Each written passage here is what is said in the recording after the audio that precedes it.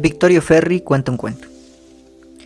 Sé que me llamo Victorio, sé que creen que estoy loco, versión cuya insensatez a veces me enfurece, otras tan solo me divierte. Sé que soy diferente a los demás, pero también mi padre, mi hermana, mi primo José y hasta Jesús son distintos, y a nadie se le ocurre pensar que están locos. Cosas peores se dicen de ellos.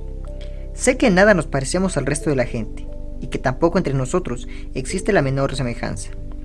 He oído comentar que mi padre es el demonio, y aunque hasta ahora jamás haya llegado a descubrirle un signo externo que lo identifique como tal, mi convicción de que es quien es se ha vuelto indestructible. No obstante, en ocasiones me enorgullece. En general, ni me place ni me amedrenta el hecho de formar parte de la progenie del maligno.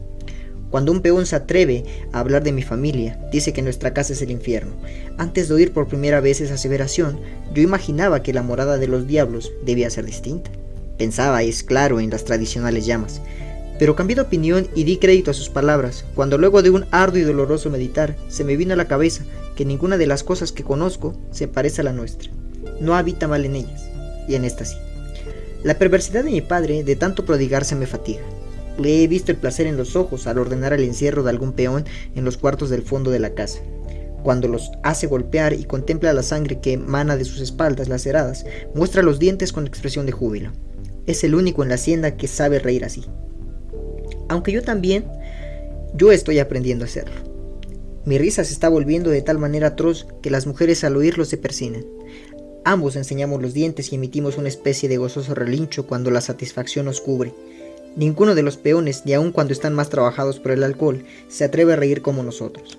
La alegría, si la recuerdan, otorga a sus rostros una mueca que no llega a ser sonrisa. El miedo se ha atemorizado en nuestras propiedades. Mi padre, seguido la obra de su padre, y cuando a su vez él desaparezca, yo seré el señor de la comarca. Me convertiré en el demonio, seré el azote, el fuego y el castigo. Obligaré a mi primo José a que me acepte en dinero la parte que le corresponde. Y pues prefiere la vida de la ciudad. Se podrá ir a ese México del que tanto habla, que Dios sabe si existe, o tan solo lo imagina para causarnos envidia. Y yo me quedaré con las tierras, las casas y los hombres, con el río donde mi padre ahogó a su hermano Jacobo. Y para mi desgracia, con el cielo que nos cubre cada día con un color distinto, con nubes que lo son solo un instante para transformarse en otras, que a su vez serán otras.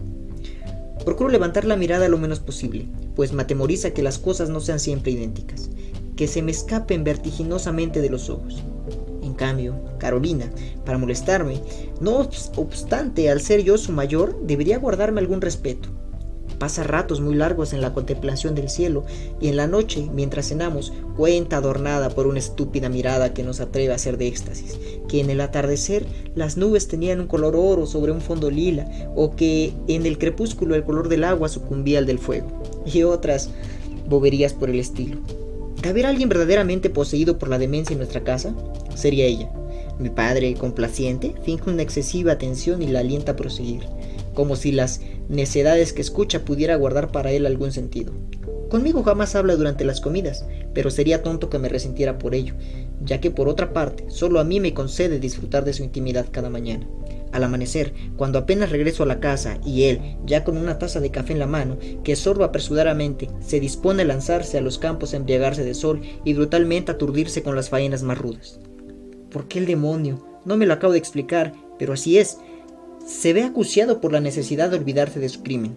Estoy seguro de que si yo ahogara a Carolina en el río, no sentiría el menor remordimiento. Tal vez un día, cuando pueda librarme de estas sucias sábanas que nadie desde que caí enfermo ha venido a cambiar, lo haga. Entonces, podré sentirme dentro de la piel de mi padre, conocer por mí mismo lo que en él presiento. Aunque desgraciada, incomprensiblemente entre nosotros, siempre se interpondrá una diferencia. Él amaba a su hermano más que la palma que sembró frente a la galería, y a su yegua, a la sana, y a la potranca que parió su yegua, en tanto que Carolina es para mí solo un peso estorboso y una presencia nauseabunda. En estos días la enfermedad me ha llevado a rasgar más de un velo hasta hoy intocado. A pesar de haber dormido desde casi siempre en este cuarto, puedo decir que apenas ahora me entrega sus secretos. Nunca había, por ejemplo, reparado en que son 10 las vigas que corren a través del techo, ni que en la pared frente a la cual yazga hay 2 grandes manchas producidas por la humedad. ni en que, y este descuido me resulta intolerable, bajo la pesada cómoda de caoba, anidarán en tal profusión los ratones. El deseo de atraparlos y sentir en los labios el latir de su agonía me atenaza, pero tal placer por ahora me está vedado. No crea que la multiplicidad de descubrimientos que día tras día voy logrando me reconcilia con la enfermedad. Nada de eso. La añoranza, a cada momento más intensa de mis correrías nocturnas, es constante. A veces me pregunto si alguien estará sustituyéndome, si alguien cuyo nombre desconozco usurpa mis funciones.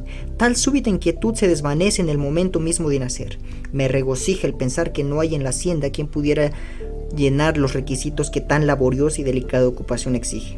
Solo yo, que soy conocido de los perros, de los caballos, de los animales domésticos, puedo acercarme a las chozas a escuchar lo que el peonaje murmura, sin obtener el ladrido, el cacareo o el relincho con que tales animales denunciarían a cualquier otro. Mi primer servicio lo hice sin darme cuenta. Averigüé que detrás de la casa de Lupe había fincado un topo. Tendido, absorto en la contemplación del agujero, pasé varias horas en espera de que el animalejo apareciera. Me tocó ver, a mi pesar, cómo el sol era derrotado una vez más, y con su aniquilamiento me fue ganando un denso sopor contra el que toda lucha era imposible. Cuando desperté, la noche había cerrado. Dentro de la choza se oía el suave ronroneo de voces presurosas y confiadas. Pegué el oído a una ranura, y fue entonces cuando por primera vez me enteré de las consejas que sobre mi casa corrían. Cuando reproduje la conversación, mi servicio fue premiado. Parece ser que mi padre se sintió halagado al revelársele que yo, contra todo lo que esperaba, podía llegarle a ser útil.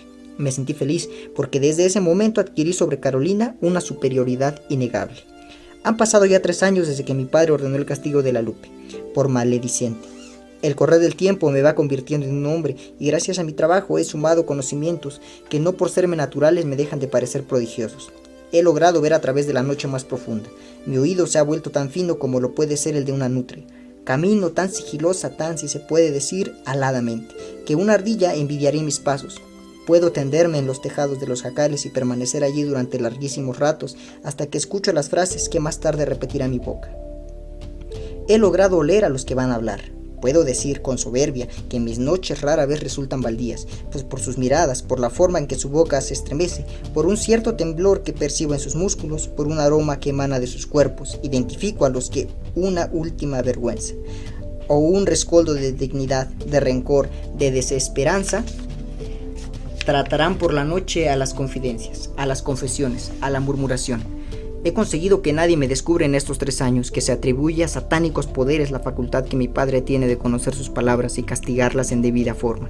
En su ingenuidad, llegan a creer que esa es una de las atribuciones del demonio. Yo me río, mi certeza de que él es el diablo proviene de razones más profundas. A veces, solo por entretenerme, voy a espiar la choza de Jesús. Me ha sido dado contemplar cómo su duro cuerpecito se entreteje con la vejez de mi padre. La lubricidad de sus contorsiones me trastorna. Me digo, muy para mis adentros, que la ternura de Jesús debía dirigirse a mí, que soy de su misma edad, y no al maligno, que hace mucho tiempo cumplió los 70.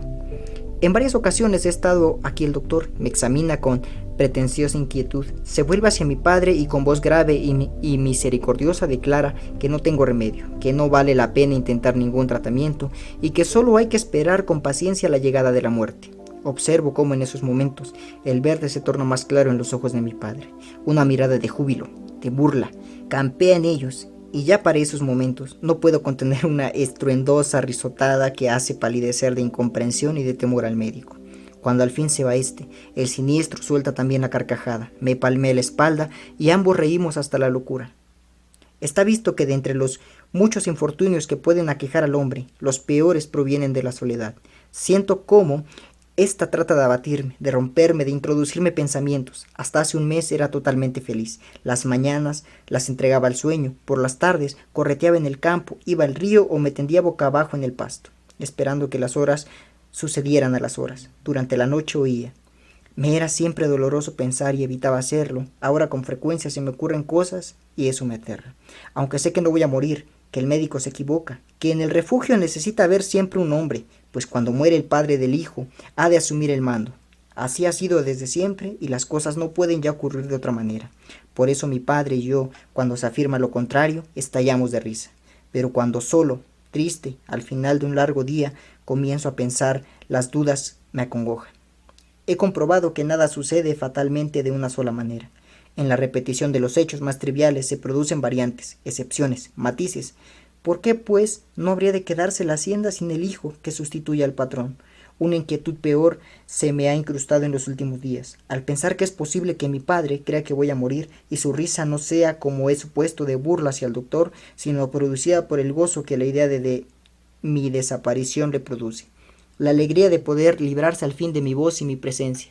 Es posible que los que me odian le hayan llevado al convencimiento de mi locura. En la capilla que los Ferris poseen en la iglesia parroquial de San Rafael hay una pequeña lápida donde puede leerse: Victorio Ferri murió niño. Su padre y hermana lo recuerdan con amor. Victorio Ferri cuenta un cuento. Sé que me llamo Victorio.